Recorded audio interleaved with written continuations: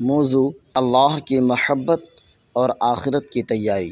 نحمدہ ونصلی ونسلم علی رسولہ الکریم، اما بعد۔ میرے پیارے بھائیوں اور بہنوں، آج ہم ایک ایسی حقیقت پر بات کریں گے جو ہر جاندار پر آ کر رہنی ہے، مگر ہم اسے بھول بیٹھے ہیں۔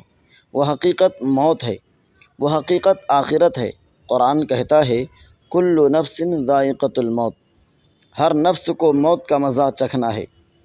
آج ہم دنیا کی رنگینیوں میں اتنے مگن ہیں کہ جیسے ہمیں مرنا ہی نہیں۔ ہم سمجھتے ہیں کہ ہماری دولت، ہمارے تعلقات، ہمارے عہدے ہمیں بچا لیں گے، مگر کیا فرعون کی بادشاہت اسے بچا سکی؟ کیا قارون کا خزانہ اسے بچا سکا؟ نہیں۔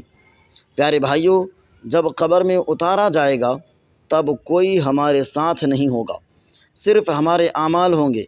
اگر اچھے اعمال کیے تو قبر جنت کے باغوں میں سے ایک باغ بن جائے گی، اور اگر برے اعمال کیے تو قبر جہنم کے گڑھوں میں سے ایک گڑھا بن جائے گی۔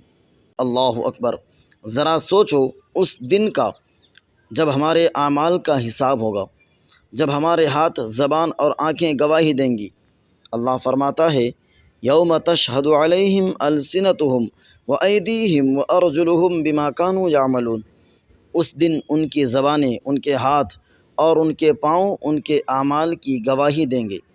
میرے عزیزو، ابھی وقت ہے، اللہ کی طرف پلٹ آؤ، اپنی نمازوں کو مضبوط کرو، والدین کی عزت کرو، لوگوں کے ساتھ حسن سلوک سے پیش آؤ، اور سب سے بڑھ کر اللہ سے سچی محبت کرو۔ یہ دنیا چند دنوں کی ہے، لیکن آخرت ہمیشہ ہمیشہ کی ہے۔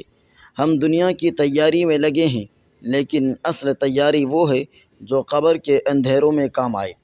آؤ اللہ کے حضور توبہ کریں، آنسو بہائیں، دعا کریں کہ اللہ ہمیں نیک اور صالح بنائے، تاکہ جب ہم دنیا سے جائیں تو ہمارے لیے جنت کے دروازے کھل جائیں۔